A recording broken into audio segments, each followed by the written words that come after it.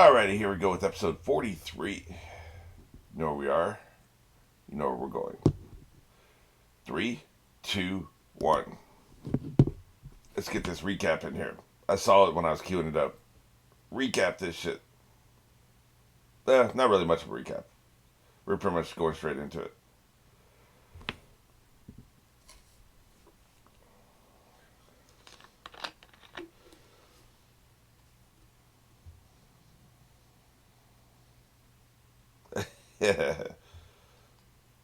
We're getting a little bit of each one's inner life, too.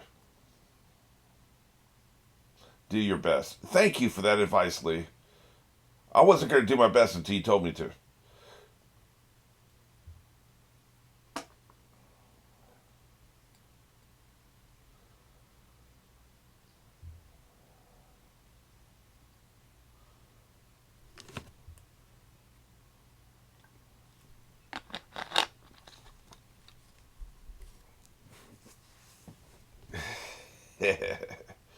That's right. Let's see what your powers are. Now, see, this is much better. We're behind you. That's a much better thing to shout out. He's being egged on by the sensei. I got you. Oh, really? Dude, you were so damn noisy when it was Sakura. This sensei was egging him on, so that's why Lee's shouting so much. I got you.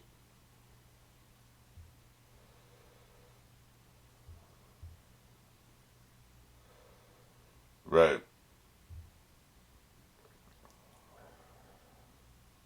We are beginning. This is all part of the strategy.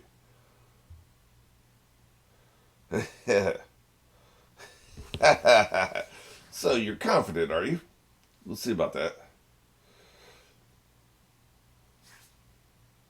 Really?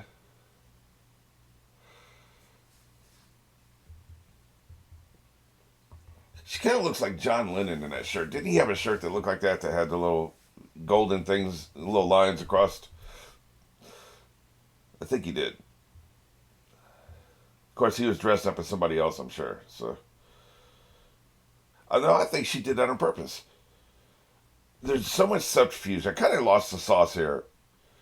There's so many mind games going on. Like when she cut her hair and put her hair between the two of them, I just thought that was just a copycat gesture. Pathetic, right?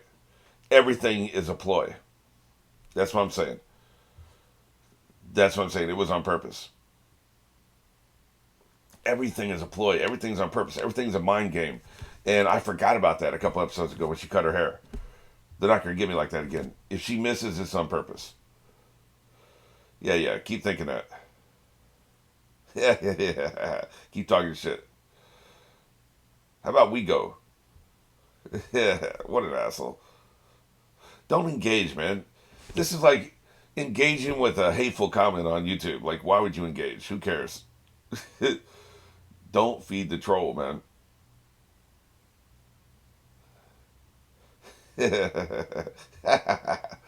You just keep moving, man. It doesn't matter. Naruto is the one who would be going back and forth with a YouTube troll for 6 hours, right?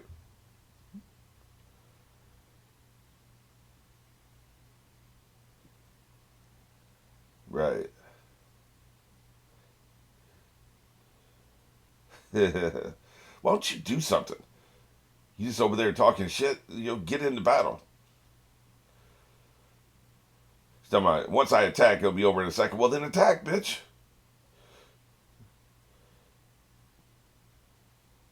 Yeah.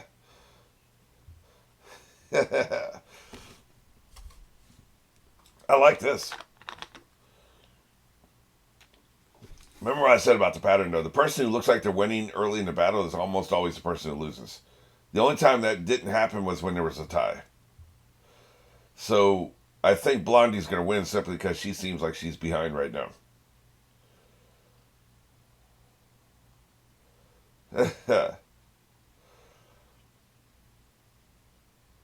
Mainly, she seems like she's behind because she's just not doing anything. Passive ass, get in the game, bitch. Yeah, you know what? I see a bunch of this. I don't see any of this. So How about you stop bumping your gums and do something? I do like the spectator aspect of this. Because, the Hunter x Hunter, you didn't really have a cheering section for the most part. There was one time they did. Other than that, it was like, you pretty much were doing what you were doing and nobody was really spectating. Yeah. In a preliminary round, you're going to use everything you got in the preliminaries? I'm going to read to you. I'll bore you so much you'll actually attack me. You'll get off your ass and attack me. By the way, I do think it's foolish to stand there with all the weapons around you. Why don't you move over like 6 feet so you're not centered with the weapons, right? Because I have a feeling she's still going to attack with them somehow.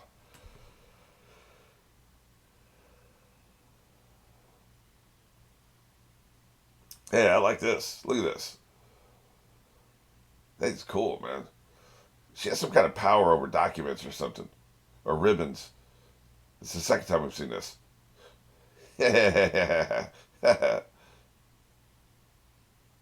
So you are using the fan, okay.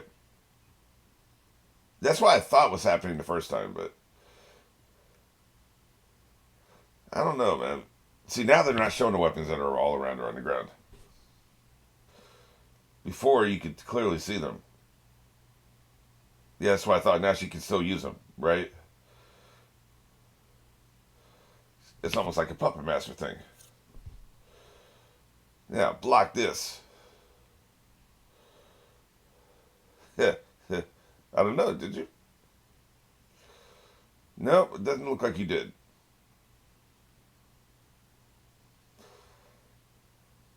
Now they're showing weapons around her again, right? But she does have the ability to move them, so I think that's how she's going to get her.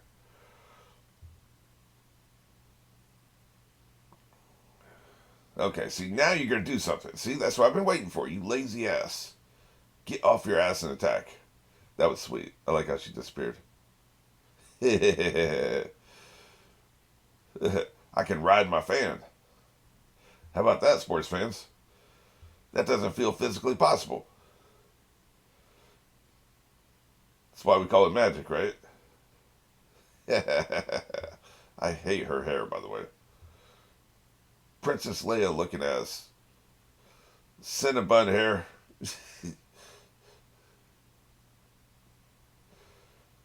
Man, she is wicked with that fan. Jesus. Oh, shit. Yeah. Like I said, the person who looks like they're in the lead, this one was more tenuous than most. Because she would only look like she's in the lead because the other one was just sitting on her ass.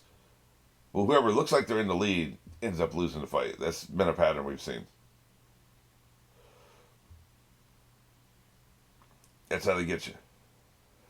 Yep. Yeah, Blondie's formidable. That's what we're seeing here. This honestly has been kind of a boring fight. There wasn't much intrigue in this fight. It always seemed like Blondie had the upper hand, even though, like I said, she started behind.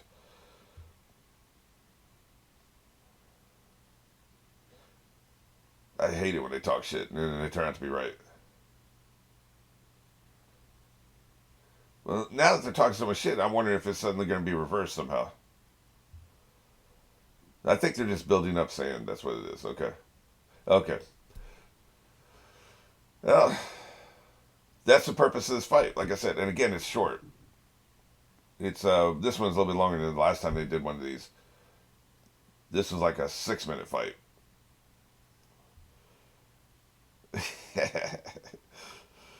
But also they create beef between Sand and Lee, right? Hey man, you get what you get. This is a fight. Take that trash. Wow, she's talking shit. Really? You're disqualified. He doesn't look dull. He looks stupid. Get your ass up here. You're disqualified, man. You attacked somebody unauthorized.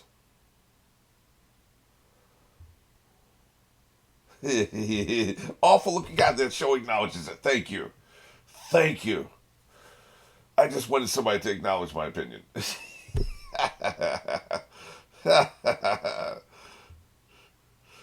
least the author is aware. He did it on purpose. That shows he did it on purpose, right? Like, I speculate if it was on purpose.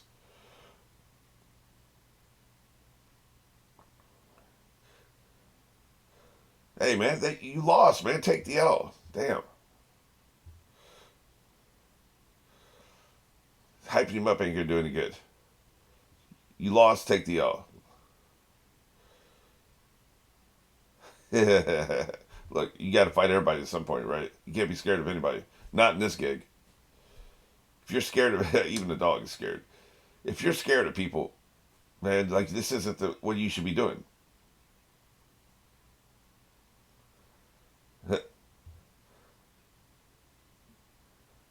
She's pure. Hey, man, she lost. She should get out of here. Shouldn't be allowed to speculate once you lose. Spectate, I mean.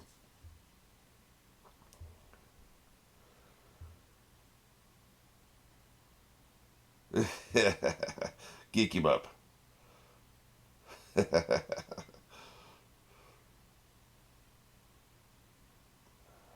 Yeah, he did help her. He got her up to a tie, even though the tie is the same as losing, right? Yeah, repeat his stupid ass comment that makes no sense. You, a woman, losing to a woman is a disgrace to women. Yeah, explain that to me like I'm 5 years old.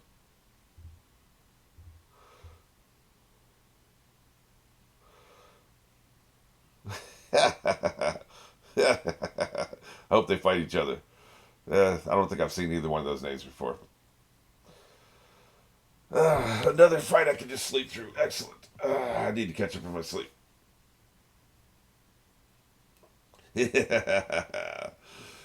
Considering the fact she also lost and also should not be spectating, maybe you should shut the hell up. Wait, is this woman against man? Does that mean it's just been a coincidence up to this point? Am I reading this right? Reading the situation, I mean. I think it is. Yeah, yeah, yeah. Yeah, we get it. Okay, yeah, so it is just random then.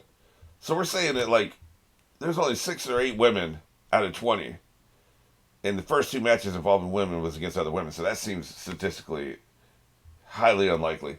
And then the fact that the 2 rivals are end up facing off against each other is even more unlikely. So retroactively, that is ridiculous.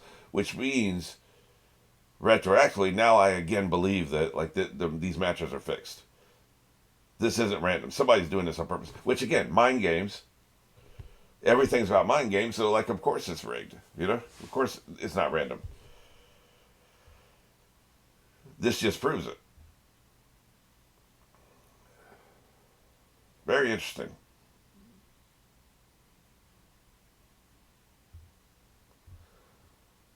They did that to see, and because like everything's a test, right? They were testing both Aino and Sakura by having them go up against a rival and see how they would respond to that, right? Like they were both being tested. That's why you would set up that matchup.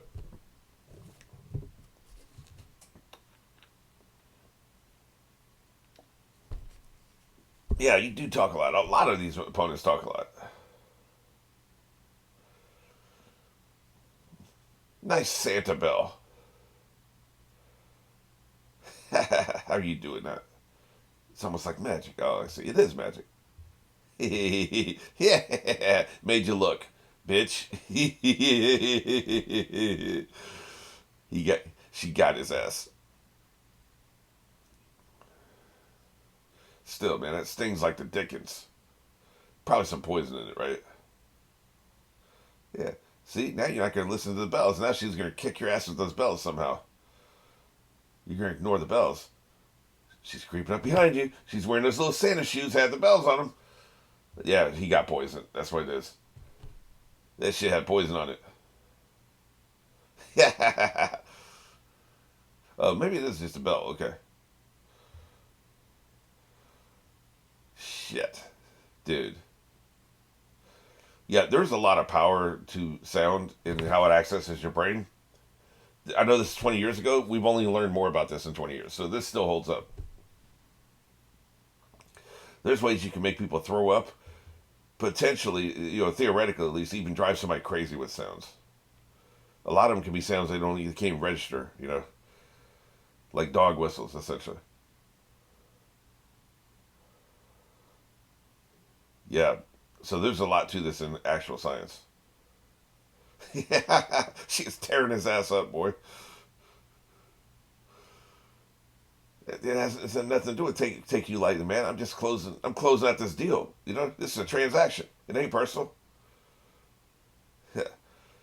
I'm just trying to transact my ass into the next round. So you happen to be in the way. That's all this is. Still talking shit. You better carry your ass to the emergency room, boy. You're about to be a pincushion. Although I will say, again, the theme of the pattern, should we say, whoever is winning the fight early ends up losing the fight in the end. We'll see if that continues because she's been dominant from the very beginning of the fight. So yeah, she may be about to lose right here. I see. Whoever's dominating the fight early loses in the end. See, like we're really noticing the pattern here, aren't we?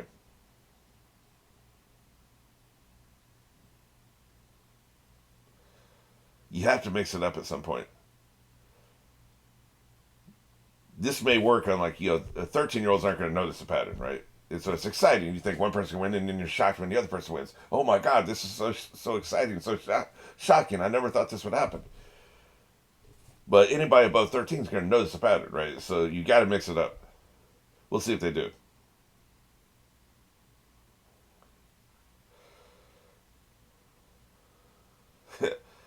He's gonna make you concede, man. That's how.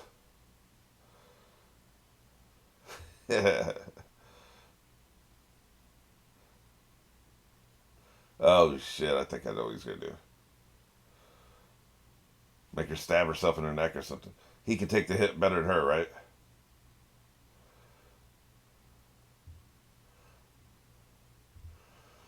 No, not in the neck.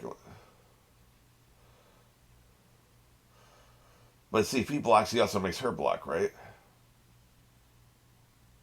Yeah, yeah. I see. Yeah, that was pretty clever. I was wondering how he's gonna work because if you block, then she blocks too, right? So how's that work? She hit her head against the wall, right? But here's the thing: you could have just made her hit her head against the wall. You didn't have to throw the star. So that was just style points,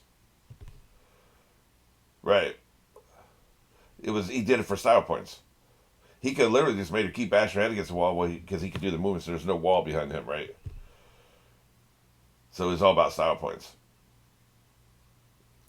So he's interesting. I know the Naruto thinks he's dull and shit, but like he's actually interesting. She was interesting too. I liked her ability. It's too bad she lost.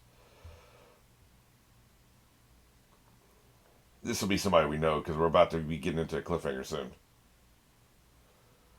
Yeah, look at you counting ahead. It's somebody we know at this point. You're about to face off. How much time we got left? Oh yeah, it's gonna be somebody we know, and then we go straight into cliffhanger.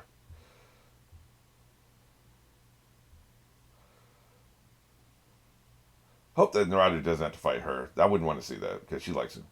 Is that what happened? That's right. Oh, it's him. Okay. Yeah, he's one of the ones I've never. Oh wait a minute, no, he's Dog Boy. Okay. So damn, I'm sorry. I'm gonna be sorry to see Dog Boy lose, man, because I think the dog is cute. Clearly, he's gonna lose. There's no way Naruto washes out.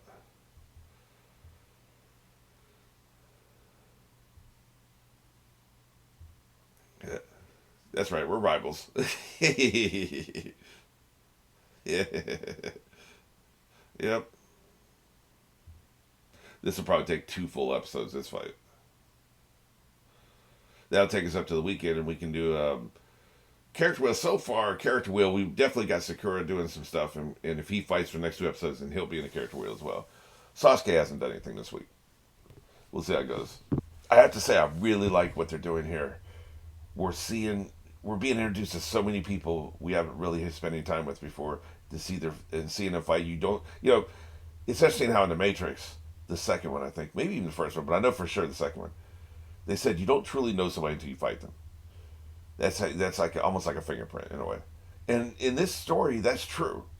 You don't truly know any of these people until you see them fight. Like I never would have believed that because always thought that was stupid in the Matrix. You don't know somebody until you fight. Like but in this particular story, with all the different ways people have powers, and all the different ways they use them, and the ingenuity with which they use them. It's not just that you have powers. How do you use that power in an ingenious way to fool your opponent? Like I keep saying, every fight is mental. It's all about fooling your opponent. It's not just standing there trading blows. Nobody's just standing there trading blows. The closest we saw to that was Aino and Sakura, and even then we had the trick with the hair, right? That almost got her. All the fights are mental. So if all the fights are mental, people expose themselves mentally when they fight, which means you get to learn who they are as a person. So much of this is subterfuge. Even the talking shit, which is annoying to me, like saying, "Oh yeah, I'm gonna beat you. I'll beat you in a second," right? All that stuff is still part of the game. It's part of the subterfuge. It's part of the battle. It's how you fool the other person. It's how you distract them.